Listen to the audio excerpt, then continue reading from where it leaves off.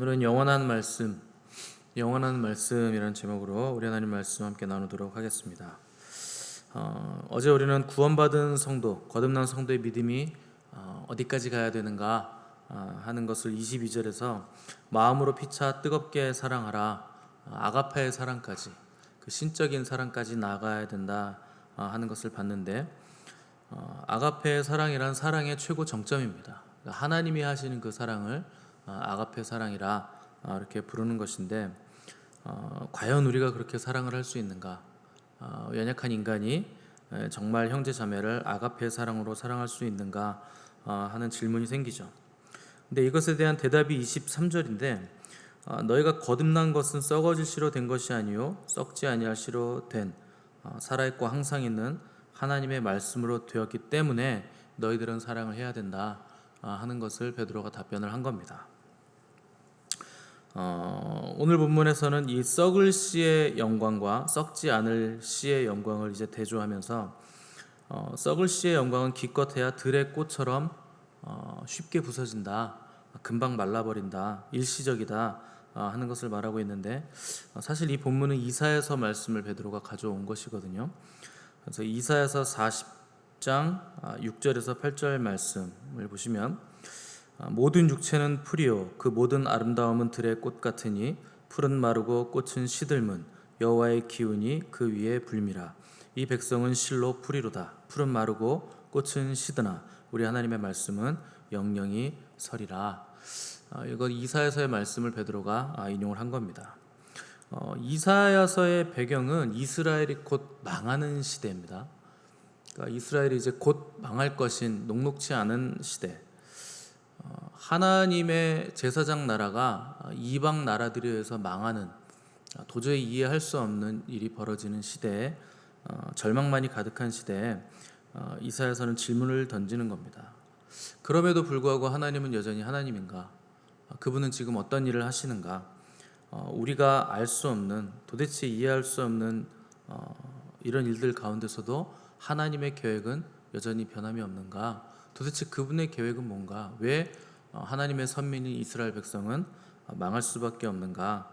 이런 질문을 던지면서 이것에 대한 답을 뭐라고 주시느냐? 때가 되면 메시아가 올 것이다. 나라 정도의 문제가 아니라는 겁니다. 메시아가 올 것인데 그는 고난받는 종으로 올 것이다.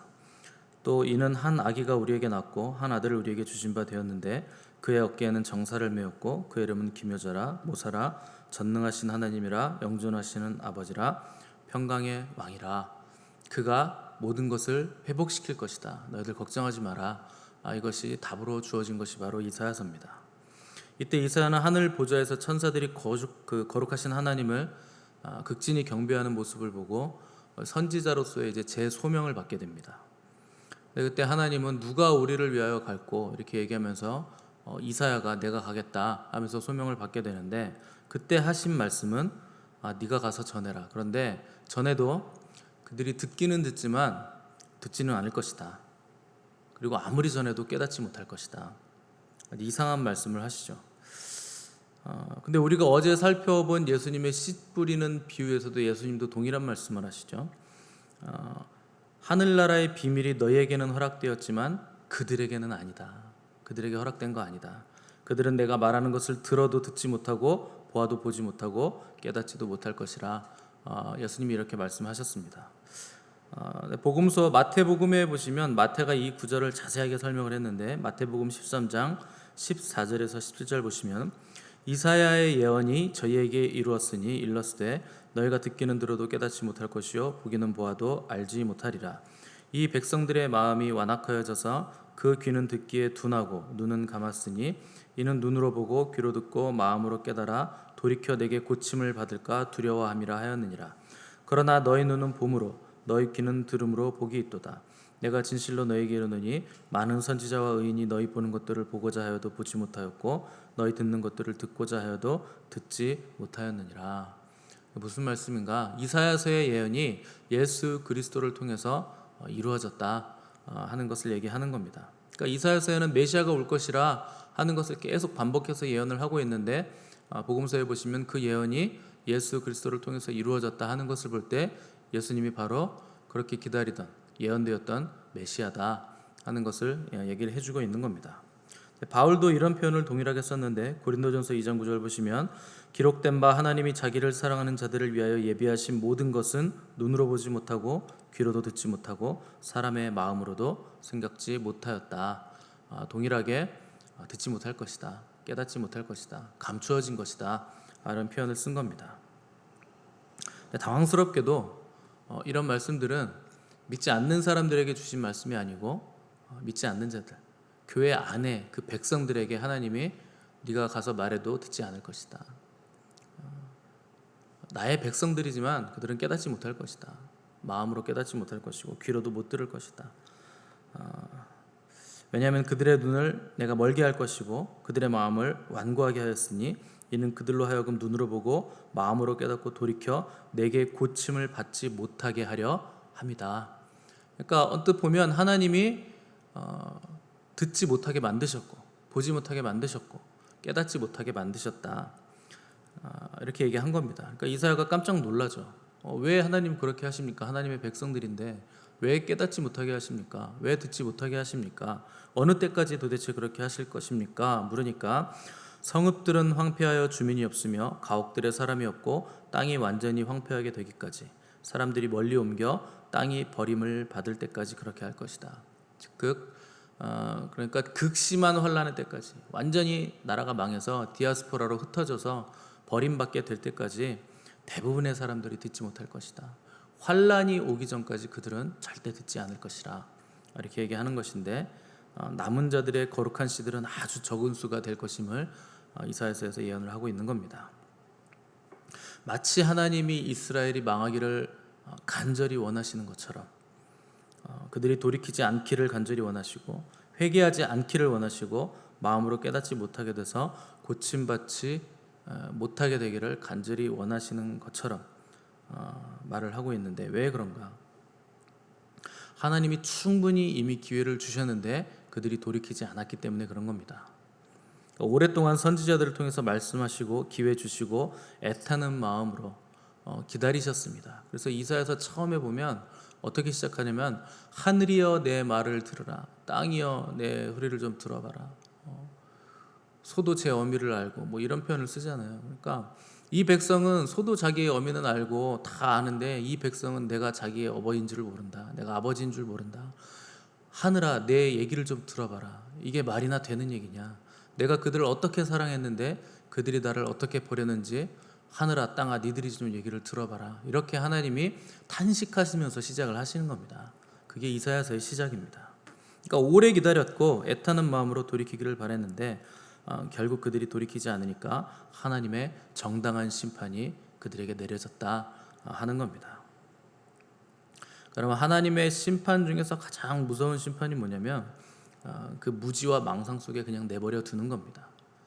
그래 그냥 계속 그렇게 살아라 이렇게 내버려 두는 겁니다. 왜 그런가? 진리를 찾으려고 하지 않기 때문에, 또 진리를 받아들이려고 하지 않기 때문에 내버려 두는 겁니다. 그래서 요한계시록 22장 11절 보시면 불의를 하는 자는 그대로 불의를 행하고 더러운 자는 그대로 더럽고 의로운 자는 그대로 의를 행하고 거룩한 자는 그대로 거룩되게 하라. 보라 내가 속히 오리니 내가 줄 상이 내게 있어 각 사람에게 그의 일한 대로 갚아주리라. 이렇게 말씀하고 있습니다. 불의한 자는 그대로 불의를 행할 것이고 더러운 자는 그대로 더러울 것이다. 그러나 의롭고 거룩한 자들은 계속해서 의로울 것이고 거룩하게 될 것이다. 그러니까 진리를 찾는 자들에게 진리는 열리는 것이고 진리를 갈망하지 않는 자들에게 진리는 감추어진 것이다. 왜 감추어지는 것인가? 그들이 돌이키려고 하지 않기 때문에 하나님은 그들에게는 감추신다 하는 겁니다. 그래서 예수님도 거룩한 것 개에게 주지 말아라, 진주를 돼지에게 주지 마라 이렇게 얘기하는 겁니다. 누구에게 그런 것들을 주는가? 그것이 귀한 것인 줄 아는 사람에게, 그들에게 진리가 열리게 된다 하는 겁니다. 오늘날 사람들은요 진리를 얻기 위해 간절히 찾지도 않고 추구하지도 않습니다. 뭘 얘기하려고 하면, 뭘 말씀드리면 다 안 돼요. 그러니까 여러분 되게 양육반 한다 그러면 처음에 반응이 뭐예요? 뭘 더 배워야 돼요? 이게 첫 반응입니다. 되게 교만한 사람들은요 뭘 더 배워야 돼요? 근데 복음 다 아는데. 그러니까 간절히 찾지도 않고 추구하지도 않는 거예요. 더 있고 감추어진 진리들이 너무나 많거든요. 여러분, 성경 이게 그냥 책이 아니기 때문에 이 안에는 하나님의 놀라운 진리들이 감추어져 있습니다. 이거는 끝이 없어요. 여러분들이 평생을 성경을 24시간 연구해도 다 알지 못합니다. 그런데 다 안 돼요. 왜 그런 반응을 보이는가? 진리보다 다른 것에 관심이 더 있어서 그런 겁니다. 진리를 찾는 데 관심이 없는 것이죠. 진리보다 뭐가 더 중요할까요? 자기 자존심이 더 중요하고, 자기 감정이 더 중요하고, 내 삶을 더 사랑하기 때문에. 그래서 진리를 찾는 것을 위해, 주님을 얻기 위해 대가를 지불하지 않기 때문에 찾지 않는 겁니다. 기본적으로 육에 속한 사람은요, 감추어진 진리를 싫어합니다. 당연한 거예요. 진리를 싫어하니까 사람들이 예수님을 십자가에 못 박은 겁니다. 불편하다는 거예요. 살아있는 게, 진리가 내 앞에 있는 게 불편하다는 겁니다. 그러니까 십자가에 못 박혀.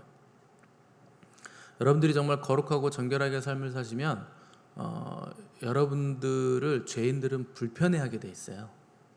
당연한 겁니다. 나는 죄를 짓고 있는데 옆에 그렇지 않은 사람이 있으면 불편합니다. 당연해요. 우리는 진리 안에 거하고 진리를 사랑하기 때문에 당연히 진리와 함께 또한 우리가 기뻐해야만 하는 겁니다. 모든 사람들이 진리를 죽여달라, 대신 바라바, 이 강도를 풀어달라고 외칠 때 우리는 진리를 우리에게 좀 풀어달라, 진리가 우리 안에 좀 있게 해달라, 이렇게 외치는 사람들이 돼야 되는 겁니다. 진리만이 우리를 자유케 하기 때문에 우리의 모든 결박들이 풀어지려면 진리가 먼저 우리 안에 풀어져야만 되는 겁니다. 요한복음 12장 34절에서 36절 보시면, 무리가 대답하되 우리는 율법에서 그리스도가 영원히 계신다 함을 들었거늘 너는 어찌하여 인자가 들려야 하리라 하느냐. 이 인자는 누구냐? 예수께서 가라사대 아직 잠시 동안 빛이 너희 중에 있으니 빛이 있을 동안에 다녀 어둠에 붙잡히지 않게 하라. 어둠에 다니는 자는 그 가는 바를 알지 못하느니라. 너희에게 아직 빛이 있을 동안에 빛을 믿으라. 그리하면 빛의 아들이 되리라. 예수께서 이 말씀을 하시고 저희를 떠나가서 숨으시니라. 여러분, 주님을 믿고 받아들이고 찾으면 빛의 자녀가 되고 밝히 드러나지만 오만하고 교만해서 그분을 믿지 않는 사람들에게는 예수님이 저희를 떠나가서 숨으시니라. 진리가 감추어진다는 거예요.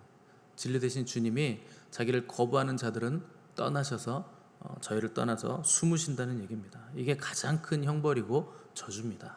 그분이 숨으시면 누구도 찾지 못할 것이기 때문에 가장 큰 저주가 되는 겁니다. 근데 오해하지 말으셔야 될 것은, 우리가 진리를 사랑해야 한다, 베드로가 이렇게 말했지만 사실 우리 스스로의 힘으로는 사랑할 힘이 없다는 것을 아셔야 됩니다. 그래서 진리가 먼저 우리를 찾아오셔서 우리를 사랑해 주심으로 우리 안에 사랑이 부어져서 비로소 우리가 사랑할 힘을 갖게 됐다 하는 것을 여러분 반드시 깨달으셔야 됩니다. 이 부분이 항상 대부분의 크리스찬들의 오해의 시작점이에요. 크리스찬들이 신앙생활하는데 항상 첫 단추를 어디서 잘못 깨는가? 예수님을 향한 내 사랑을 과시하면서 신앙을 시작하기 때문에 잘못되는 겁니다. 내가 주님을 사랑한다는 거예요. 그러니까 내 믿음의 기반이 내가 주님을 뜨겁게 사랑하기 때문에 과시하고, 내가 이 사랑, 이 믿음을 가지고 내가 신앙생활을 열심히 해야지, 이렇게 시작을 하는 겁니다. 첫 단추는요, 내가 주님을 얼만큼 사랑하는가가 절대 첫 단추가 될 수 없습니다. 여러분들이 가장 먼저 신앙생활을 시작해야 하는 지점은 어디냐 하면, 나를 향한 주님의 사랑이 얼마나 크고 위대한가, 그것부터 아셔야 돼요. 근데 내가 주님을 얼마나 사랑하는가에 기반을 둔 믿음은 다 실패합니다. 그러니까 완전히 시작부터 잘못된 거예요. 그거는 기독교가 아닙니다. 일반 우상 숭배자들도요, 지성을 드려요. 그래서 12시에 일어나가지고 새벽에 찬물로 샤워하고 정한수를 떠서, 정한수가 뭔지 아십니까? 봄에 아직 얼음이 다 녹지 않았을 때 얼음을 깨고 그 밑에 첫 물을 떠서 담아서 올려놓고 비는 게 정한수입니다. 그 정도 치성을 여러분들이 하나님께 드립니까? 여러분 밤 겨울에 12시에 일어나서 찬물로 샤워하시고 정화수 떠놓고 뭐 이런 거 하십니까? 그러니까 우상 숭배하는 자들이 사랑을 더 드려요. 정성을 더 드리고. 근데 그렇게 하는 게 아닙니다. 그러니까 첫 단추, 시작점은 어딘가? 내가 하나님을 얼마나 사랑하는 거에 내 기반을 두는 게 아니고 하나님이 도대체 나를 얼마나 사랑하시기에 그분이 하나님이신데도 오셔서 나를 위해 목숨까지 내어주셨는가? 도대체 이 사랑의 깊이와 크기와 넓이와 이게 어느 정도인가? 도대체 이 내용이 뭔가? 이것을 알 수 있는 지혜와 계시의 정신이 우리에게 임할 때, 그때부터 신앙생활은 기본적인 이제 시작이 되는 겁니다. 근데 사람들은 다 이게 뒤바뀌어 있어요. 내가 주님을 사랑해요. 내가 주님을 더 잘 믿을게요. 더 열심을 낼게요. 이게 전부라고 생각을 하는 거죠. 금식을 한번 해보십시오. 첫날은 금식이 괜찮아요. 하루 정도, 그죠? 얼마든지. 둘째 날 되면 배가 고파요. 셋째 날 되면 배가 고픈 정도가 아니라 배고파서 죽을 것 같아요. 근데 그때 되면 셋째 날부터는 선택의 기로에 놓이게 됩니다. 계속 할 것인가? 이제 금식을 멈추고 음식을 먹을 것인가? 더 굶을 것인가? 먹을 것인가? 근데 그런 생각이 계속 든다? 거의 뭐 끝났다고 봐야 됩니다. 그냥 먹는 쪽으로 가게 돼 있어요. 아, 죽을 것 같아요. 난 이제 못할 것 같아요. 그래서 살기 위해서 먹었는데 그때부터는 어떻게 될까요? 기분이 더 나쁘죠. 아, 계속 할 걸.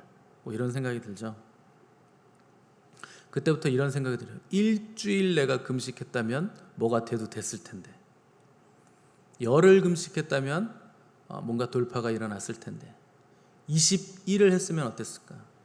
아, 내가 예수님처럼 40일 했으면 뭔가 큰 능력을 내가 받을 수도 있었을 텐데, 1시간 기도했으면, 2시간 기도했으면, 만약 내가 6시간 기도했다면, 만약 내가 12시간 동안 하나님만 극진히 경배했다면 뭐가 돼도 됐을 텐데. 뭐 되긴 됩니다. 하나님이 긍휼히 여기셔서 뭘 주시기도 하고 보여주시기도 할 텐데, 근데 여러분, 그 어떤 나의 노력으로 뭘 얻으려고 하는 것 자체가 사실은 무리수예요. 내가 뭘 하면 더 받는다, 내가 뭘 하면 그분이 날 더 사랑해 준다 하는 것은 사실은 거짓입니다. 여러분들의 구원은 여러분들이 뭘 하기 전에 받은 거예요.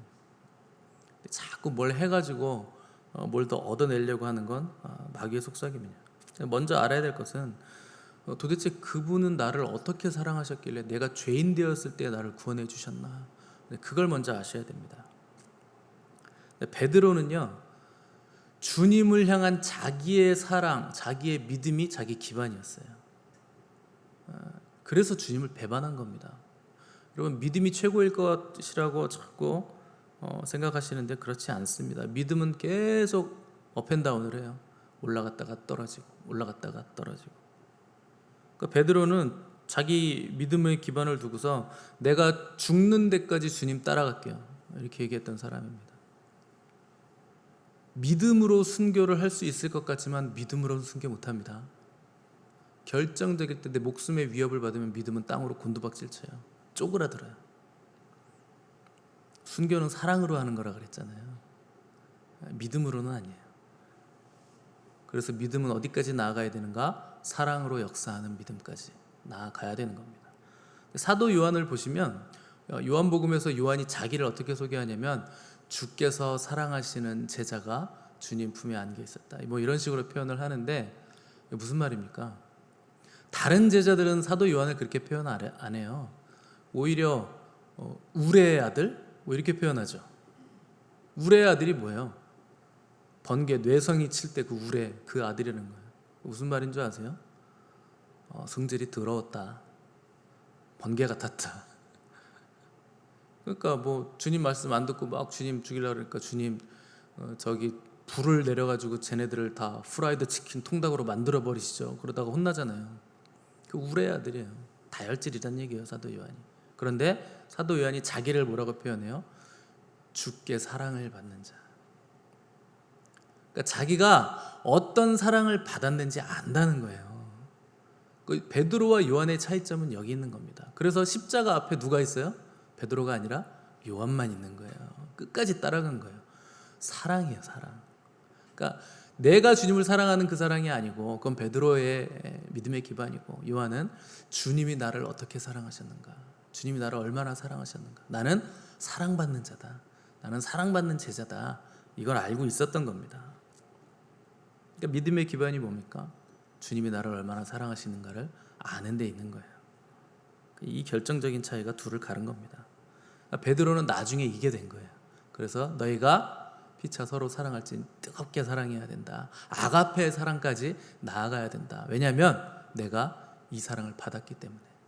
내가 주님 배반했는데 부활하신 주님 나 찾아오셔서 아가페의 사랑으로 나를 품어주시고 나에게 너 나 사랑하지, 내 양을 좀 먹여다오, 내 양들을 쳐다오, 너 돌이킨 후에 네 다른 제자들, 네 형제들을 좀 굳게 해다오, 이렇게 부탁하신 것을 받았기 때문에 자기가. 우리도 그렇게 사랑해야 된다. 그리고 베드로도 그렇게 사랑할 수 있게 됐다 하는 겁니다. 그래서 우리 믿음의 기반은 어디 있어야 되는가? 주님의 사랑이 있어야 되는 거예요. 내가 주님 사랑하는 게 내 믿음의 기반이 아니고 그분이 나를 얼마나 사랑하셨는가. 그렇게 없으면, 그렇게 시작하지 않으면 모든 여러분들의 행위는 다 고행이 되는 거예요. 내가 이걸 더 해가지고 뭘 받아야지, 내가 뭘 더 해가지고 뭘 얻어내야지.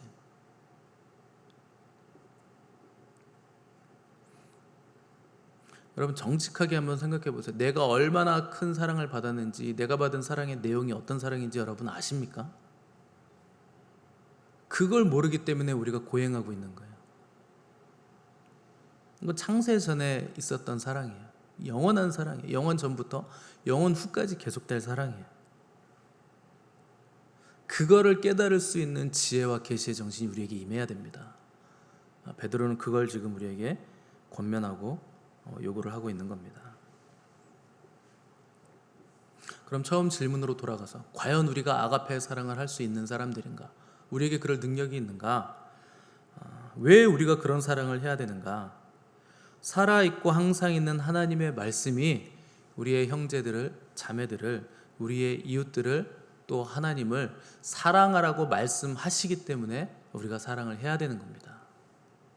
그 말씀이 우리를 영원 전부터 택정하셔서 사랑해 주셨고, 또 지금도 여전히 사랑하고 있고, 그 말씀이 우리를 거듭나게 했고 우리를 거룩하게 만들어가고 있음이 실제가 된 사람들이라면, 말씀이 우리에게 사랑하라고 요구하실 때 그 말씀을 듣고 당연히 순종할 수밖에 없다, 그 말씀의 능력을 의지해서 사랑할 수밖에 없다 하는 겁니다. 그것이 거듭난 백성들의, 구원받은 백성들의 마땅한 반응이고 올바른 반응이라 하는 겁니다.